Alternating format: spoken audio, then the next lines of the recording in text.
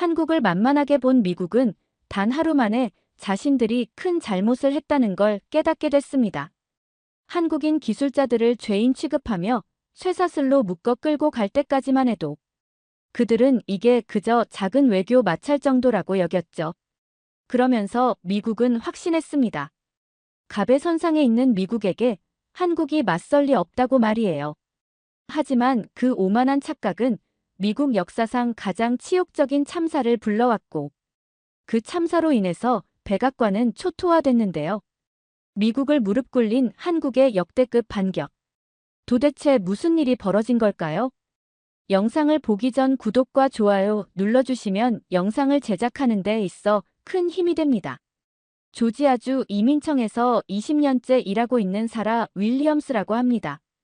그동안 법과 원칙만 믿고 살아왔는데 어느 날 받은 한 장의 명령서가 저의 인생을 완전히 뒤바꿔버렸어요. 11월 어느 월요일 아침이었습니다.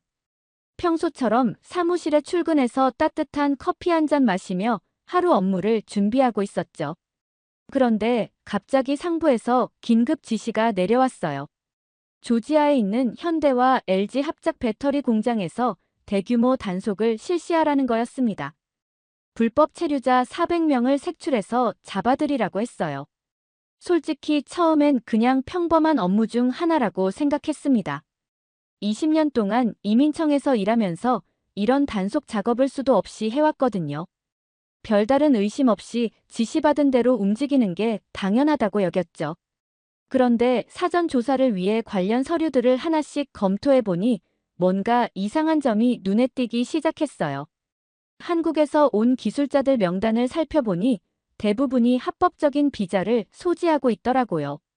정식 절차를 거쳐서 미국에 입국한 사람들이었습니다. 저는 이상해서 직속 상관에게 물어봤어요. 이 사람들 비자가 다 정상인데 왜 체포 대상 명단에 올라 있냐고요. 그랬더니 상관이 피곤하다는 듯이 대답하더군요. 위에서 내려온 명령이니까 그냥 따르면 된다는 거예요. 한국 기술자들 정도야 뭐 별일 아니라는 식으로 말했습니다. 그때 상관의 표정을 보니 한국이라는 나라를 그냥 개무시하고 있다는 게 느껴졌어요. 저도 그 순간까지는 별다른 의심 없이 명령을 따를 생각이었습니다. 20년간 공무원으로 살면서 몸에 밴 습관이었거든요. 상부 지시에 따라 움직이는 게 제 역할이라고 생각했으니까요. 하지만 마음 한구석에서는 계속 뭔가 찜찜한 기분이 들었어요. 실제 단속 당일이 되자 상황은 제가 예상했던 것보다 훨씬 심각했습니다. 군용 헬기까지 동원해서 마치 테러리스트를 소탕하는 것 같은 대규모 작전이 벌어졌거든요. 수백 명의 요원들이 한꺼번에 몰려와서 공장 전체를 완전히 포위했죠. 저는 그 모습을 보면서 처음으로 뭔가 심각하게 잘못됐다는 생각이 들기 시작했어요. 가장 충격적이었던 건 한국 기술자 300명이 쇠사슬에 묶여서 끌려 나오는 장면이었습니다. 저는 그 광경을 직접 목격하고 정말 충격을 받았어요. 합법적으로 미국에 와서 성실하게 일하던 사람들이 마치 중범죄자처럼 취급받는 모습이었거든요. 그 순간 가슴이 철렁 내려앉으면서 20년 공직 생활을 하면서 처음으로 양심의 가책을 느꼈습니다. 단속이 끝나고 며칠 후 워싱턴에서 또 다른 지시가 내려왔습니다. 이번엔 아예 대놓고 문제 없다며 계속 진행하라는 내용이었어요. 저는 그 공문을 받아들고 정말 당황했습니다. 현장에서 직접 확인한 사실과 완전히 다른 이야기였거든요. 저는 급하게 상부에 보고서를 작성했어요. 체포된 한국 기술자 300명 중 대부분이 합법 비자 소지자라는 사실을 명확하게 적었습니다. 이건 명백한 실수라고 즉시 석방 절차를 밟아야 한다고 건의했죠. 하지만 돌아온 답변은 황당했어요. 부서장이 저를 따로 불러서 말하더군요. 그냥 조용히 처리하라고요. 큰 문제 만들지 말고 적당히 넘어가면 된다는 식이었습니다. 저는 그때 정말 어이가 없었어요. 합법적으로 온 사람들을 불법 체포했는데 조용히 처리하라니요. 더 가관인 건 부서장의 다음 말이었습니다. 한국 같은 나라에서 뭘 할 수 있겠냐며 비웃더라고요. 그냥 항해 몇 번 하고 말 거라면서 걱정할 필요 없다고 했어요. 저는 그 말을 듣고 정말 화가 났습니다. 사람을 나라로 차별하는 게 옳냐고 물어봤죠. 그런데 부서장은 오히려 저를 나무라더군요. 20년 동안 일하면서 언제부터 이렇게 감정적이 됐냐고요. 공무원은 명령만 따르면 된다면서 괜한 동정심 부리지 말라고 했습니다. 저는 그 순간 정말 기가 막혔어요. 동정심이 아니라 기본적인 인권 문제라고 생각했거든요. 밤에 집에 돌아와서도 계속 그 생각뿐이었습니다. 20년 동안 믿어왔던 시스템에 대해 처음으로 의심이 들기 시작했어요. 과연 내가 지금까지 해온 일들이 옳았을까 하는 생각 말이에요. 잠도 제대로 오지 않았습니다. 다음 날 아침 뉴스를 보다가 더 큰 충격을 받았어요. 한국 정부에서 공식 항의를 했다는 소식이 나온 거예요. 그런데 우리 정부 대변인은 단순한 외교 마찰일 뿐이라며 대수롭지 않게 여기고 있었습니다. 저는 그 뉴스를 보면서 정말 답답했어요.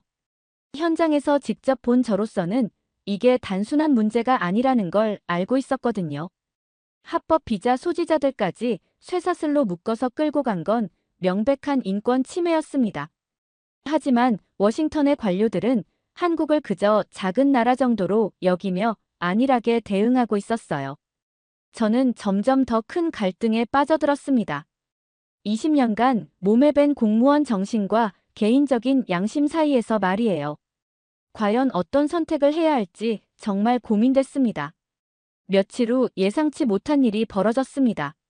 CNN 기자 한 명이 제게 연락을 해온 거예요. 현장에 있었던 이민청 직원을 찾고 있다면서 인터뷰를 요청했습니다. 저는 처음엔 단호하게 거절했어요. 공무원이 언론과 함께 일하는 건 규정 위반이니까요. 하지만 그 기자는 포기하지 않았습니다. 며칠 동안 계속 연락하면서 진실을 알고 싶다고 했어요. 합법 비자 소지자들이 정말로 체포됐는지 확인하고 싶다는 거였습니다. 저는 그때까지도 거절했지만 마음 한구석에서는 계속 흔들리고 있었어요. 밤마다 잠들기 전에 그날의 장면들이 계속 떠올랐습니다. 쇠사슬에 묶여 끌려나가던 한국 기술자들의 모습이요. 그 중에 한 분이 저를 똑바로 쳐다보며 말했던 게 기억났어요. 자신은 합법적으로 온 사람인데 왜 이런 취급을 받아야 하냐고요. 그분 눈에서 흘러내린 눈물이 계속 잊혀지지 않았습니다. 결국 일주일 후 저는 CNN 기자와 만나기로 결심했어요. 하지만 조건이 있었습니다. 완전 익명으로 처리해달라는 거였죠. 얼굴도 가리고 목소리도 변조해서 방송해달라고 했어요. 그래도 20년간 다닌 직장을 잃을 각오는 안 되어 있었거든요. 카페에서 기자를 만났는데 생각보다 진지한 사람이었어요. 저는 조심스럽게 말문을 열었습니다. 현장에서 직접 확인한 바로는 체포된 한국 기술자 300명 중 대부분이 합법 비자 소지자였다고요. 이건 명백한 실수였다고 말했습니다. 기자가 물어봤어요. 그럼 왜 이런 일이 벌어졌냐고요?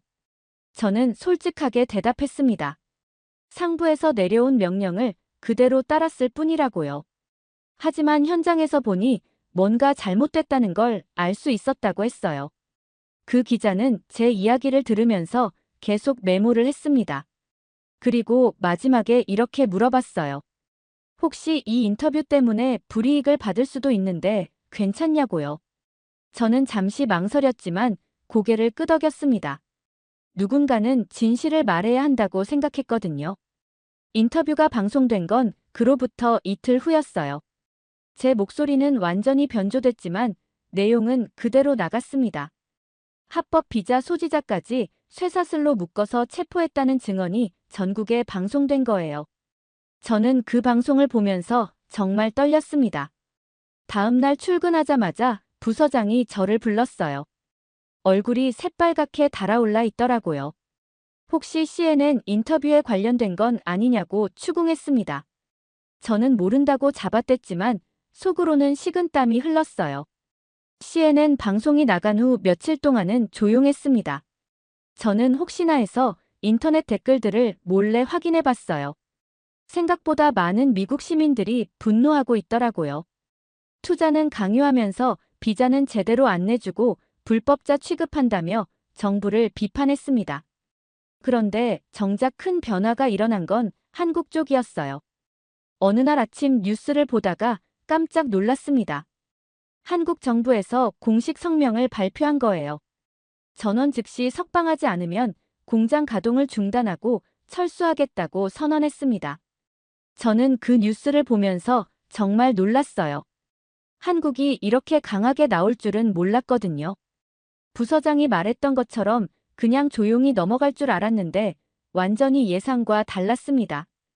오히려 더 강경하게 대응하고 있었어요. 사무실 분위기도 심상치 않았습니다. 워싱턴에서 계속 전화가 걸려오더라고요. 한국 정부의 반응이 예상보다 강하다며 어떻게 대응할지 논의한다는 내용이었어요. 저는 그 상황을 지켜보면서 복잡한 심정이었습니다. 한편으로는 제가 증언한 내용이 이렇게 큰 파장을 일으킬 줄 몰랐다는 생각이 들었어요. 그냥 진실을 말했을 뿐인데 국제적인 문제로 번진 거잖아요. 동시에 한국이 자국민을 보호하려는 모습을 보니 어떤 면에서는 부러웠습니다. 부서장은 완전히 다른 반응을 보였어요. 저를 따로 불러서는 한국이 설마 정말로 철수할 거라고 생각하냐며 비웃었습니다. 그냥 엄포일 뿐이라고, 경제적 손실을 감당할 수 없을 거라고 확신하더라고요. 하지만 저는 다르게 생각했습니다. 현장에서 본 한국 기술자들의 표정이 계속 떠올랐거든요. 그분들의 절망적인 눈빛을 본 이후로는 한국 정부의 반응이 이해됐어요. 자국민이 부당한 대우를 받았으니 당연히 강하게 나올 수밖에 없다고 생각했습니다. 워싱턴에서는 여전히 안일한 대응을 보이고 있었어요. 국무부 대변인이 기자회견에서 말하길 단순한 외교 마찰일 뿐이라고 했습니다. 한국이 곧 협상 테이블로 나올 거라며 자신만만해했어요. 저는 그런 모습을 보면서 점점 더 답답해졌습니다. 20년 동안 이 시스템을 믿고 살아왔는데 이렇게 현실을 제대로 파악하지 못하는 조직이었나 싶었어요. 현장의 목소리는 무시하고 자신들만의 판단으로 상황을 해석하고 있었거든요. 그때 동료 하나가 조용히 제게 와서 말했어요. 혹시 CNN 인터뷰가 당신 얘기냐고요. 저는 깜짝 놀라서 아니라고 했지만 그 동료는 의미심장한 눈빛으로 저를 쳐다봤습니다. 그리고 한마디 더 했어요. 만약 그게 사실이라면 잘한 일이라고요. 며칠 후 정말 충격적인 소식이 들려왔습니다. 한국이 실제로 조지아와 엘라베마, 텍사스에 있는 모든 공장 가동을 중단한다고 발표한 거예요. 저는 그 뉴스를 보면서 정말 놀랐습니다. 설마 진짜로 할 줄은 몰랐거든요. 부서장이 그렇게 자신 있게 말했던 것과는 완전히 다른 상황이 벌어진 거죠. 한국이 단순히 엄포만 놓는 게 아니라 정말로 행동에 옮기고 있었어요. 사무실은 완전히 뒤집어졌어요. 워싱턴에서 난리가 났다며 긴급회의가 소집됐습니다. 경제부 장관이 직접 화상회의로 참석해서 상황의 심각성을 설명하더라고요. 삼성 반도체가 없으면 아이폰 생산이 불가능하고 LG 배터리가 없으면 테슬라가 멈춘다는 내용이었습니다. 저는 그 설명을 들으면서 한국의 기술력이 이렇게 중요한 줄 처음 알았어요. 평소에는 그냥 작은 나라라고 생각했는데 말이죠. 부서장은 여전히 믿지 않으려 했어요. 한국이 경제적 손실을 감당할 수 없을 거라며 곧 협상에 나설 거라고 주장했습니다. 그런데 제가 보기에는 한국이 정말 끝까지 갈 것 같았어요. 그날 현장에서 본 한국 기술자들의 눈빛이 계속 떠올랐거든요. 그분들의 절망적인 표정을 본 이후로는 한국 정부의 강경한 반응이 당연하다고 생각했습니다. 자국민이 그렇게 부당한 대우를 받았으니 가만히 있을 리가 없잖아요. 그날 저녁 CNN에서 속보가 나왔습니다. 미국 전역에서 한국에게 사과를 요구하는 시위가 벌어지고 있다는 소식이었어요. 시민들이 거리로 나와서 정부의 잘못된 대응을 비판하고 있었습니다. 투자는 강요하면서 정작 투자자들을 불법자 취급했다며 분노하고 있더라고요. 저는 그 장면을 보면서 가슴이 뛰었어요. 미국 시민들조차 우리 정부가 잘못했다고 인정하고 있었거든요. 특히 젊은 층에서는 한국을 지지하는 목소리가 높았어요. 더 놀라운 건 테슬라와 애플 최고 경영자들까지 공개적으로 나선 거였어요. 한국과의 관계 회복이 시급하다며 정부에 압박을 가했습니다. 일론 머스크는 트위터에 한국 없이는 테슬라가 불가능하다고 직접 게시했어요. 팀 쿡도 애플의 미래를 위해서는 한국과의 협력이 필수라고 발언했습니다. 이제 더 이상 단순한 외교 문제가 아니라 미국 경제 전체의 문제가 된 거죠. 저는 동료에게 조용히 말했어요. 이제라도 잘못을 인정하고 사과해야 한다고요. 그랬더니 동료도 고개를 끄덕이더라고요. 처음부터 우리가 잘못했다면서 당신 말이 맞았다고 인정했습니다. 20년 동안 이런 상황은 처음 본다고 했어요. 저는 그 말을 들으면서 복잡한 심정이었습니다. 제가 한 증언이 이렇게 큰 파장을 일으킬 줄은 정말 몰랐거든요. 그냥 양심적으로 옳은 일을 했을 뿐인데 말이에요. 상황은 계속 악화됐습니다. 한국뿐만 아니라 일본, 독일, 프랑스, 대만 기업들까지 미국 투자 계획을 재검토한다고 발표했어요. 심지어 대만의 TSMC와 네덜란드 ASML까지 미국 프로젝트 철회를 선언했습니다. 마치 도미노처럼 연쇄 반응이 일어나고 있었어요. 한국의 결단이 다른 나라들에게도 용기를 준 것 같았습니다. 이제 미국이 완전히 고립되는 분위기였죠. 경제 전문가들이 분석한 손실 규모를 보고 정말 깜짝 놀랐어요. 5천조 원 이상이라고 하더라고요. 저는 그 숫자를 보면서 제가 한 증언이 이렇게 큰 나비 효과를 일으킬 줄 몰랐다는 생각이 들었습니다. 단순히 진실을 말한 것뿐인데 전 세계 경제가 흔들리고 있었거든요. 하지만 동시에 진실이 이렇게 강한 힘을 가지고 있다는 것도 새삼 깨달았어요. 한국 네티즌들의 반응도 심상치 않았어요. 수십만 명이 서명 운동에 참여해서 미국 철수를 환영한다며 차라리 국내에 투자하라고 요구했습니다. 저는 그 모습을 보면서 한국 사람들의 자존심이 얼마나 강한지 새삼 깨달았어요. 돈 때문에 굽히지 않는 모습이 정말 인상적이었습니다. 경제적 손실보다 자존심과 명예를 더 중요하게 여기는 것 같았어요. 이런 건 미국에서는 보기 힘든 모습이었죠. 국제 언론들도 연일 이 사건을 다뤘습니다. BBC에서는 작은 나라의 큰 승리라고 보도했고 CNN은 역사적 사건이라고 평가했어요. 독일 언론에서는 미국의 오만함이 불러온 자업자득이라고 혹독하게 비판했습니다. 프랑스 언론은 한국의 용기 있는 결단을 높이 평가하면서 다른 나라들도 본받아야 한다고 주장했어요. 저는 그런 보도들을 보면서 복잡한 심정이었습니다. 제가 증언한 진실이 이렇게 큰 변화를 만들어낸 거니까요. 부서 내부 분위기도 완전히 바뀌었어요. 처음에는 저를 의심하던 동료들도 이제는 당신이 옳았다며 지지를 표명했습니다. 심지어 부서장도 더 이상 한국을 무시하는 발언을 하지 않게 됐어요. 오히려 한국의 기술력을 인정해야 한다고 말하기 시작했습니다. 저는 그런 변화를 보면서 진실의 힘을 다시 한번 느꼈어요. 월스트리트에서도 난리가 났어요. 관련 주식들이 폭락하면서 투자자들이 패닉 상태에 빠졌습니다. 애플 주가는 하루 만에 15%나 떨어졌고 테슬라도 20% 가까이 폭락했어요. 나스닥 지수 전체가 크게 흔들렸습니다. 저는 그 소식을 들으면서 정말 놀랐습니다. 한국이라는 나라가 미국 경제에 이렇게 중요한 역할을 하고 있었다니요. 평소에는 잘 몰랐는데 이런 일이 벌어지고 나서야 한국의 진짜 가치를 알게 됐어요. 저는 그때 비로소 깨달았습니다. 개인의 양심과 용기가 얼마나 큰 변화를 만들어낼 수 있는지 말이에요. 20년 동안 그냥 시키는 일만 하며 살아왔는데 처음으로 제 신념에 따라 행동한 결과가 이렇게 나타난 거죠.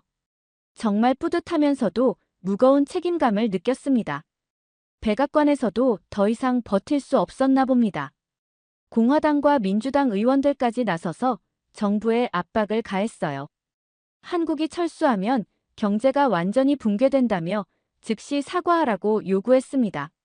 심지어 트럼프 대통령을 지지하던 의원들까지 이번만큼은 정부가 잘못했다고 인정하더라고요. 경제 분석 결과도 충격적이었어요. 국내 총생산이 3% 감소하고 일자리 200만 개가 사라질 거라는 전망이 나왔습니다. 저는 그 보고서를 보면서 정말 놀랐어요. 한 나라의 기술력이 이렇게 중요한 줄 몰랐거든요. 미국이 세계 최강국이라고 자부하고 있었는데 실제로는 다른 나라들의 기술에 많이 의존하고 있었던 거죠. 워싱턴 내부에서도 갈등이 심해졌어요. 국무부는 여전히 강경 대응을 주장했지만 경제부는 즉시 사과해야 한다고 맞섰습니다. 상황이 이렇게 되자 저도 부담을 느끼기 시작했어요. 제가 한 증언 때문에 이렇게 큰 문제가 된 건 아닌가 싶어서요. 하지만 동료들은 오히려 저를 격려해줬어요. 진실을 말한 게 잘못이 아니라고, 오히려 우리 정부가 현실을 제대로 파악하지 못한 게 문제라고 했습니다. 그 말을 들으니 마음이 좀 놓였어요. 제가 한 일이 틀리지 않았다는 확신이 들었거든요. 미국 내 한인 사회에서도 큰 움직임이 있었어요.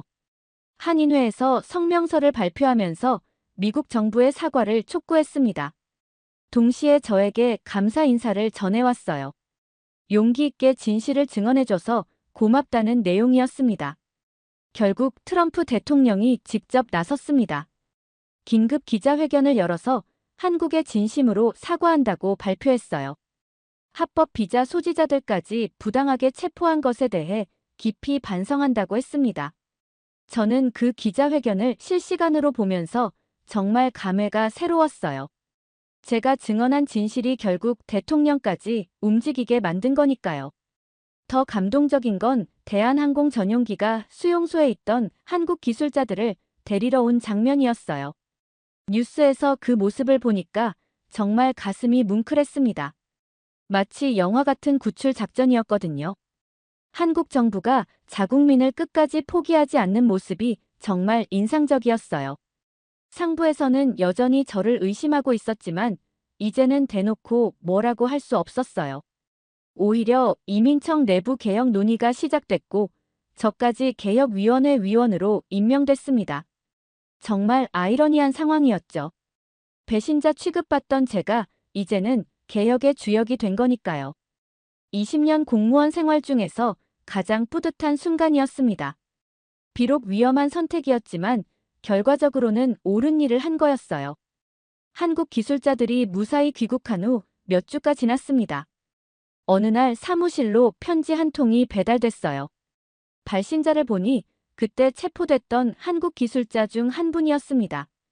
김민수라는 분이셨는데 현장에서 저에게 절규하듯 호소했던 그분이었어요. 편지 내용을 읽어보니 정말 감동적이었어요.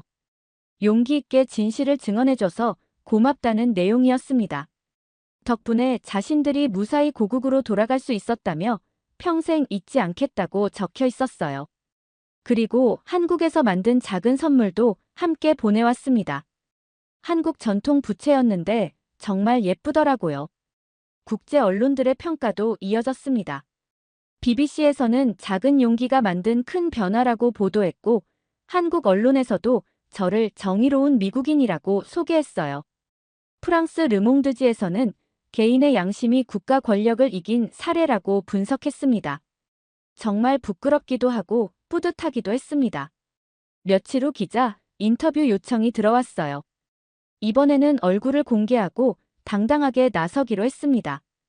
20년 공무원 생활 중 가장 옳은 일을 했다고 말했어요. 개인의 양심이 얼마나 중요한지 깨달았다고 고백했습니다.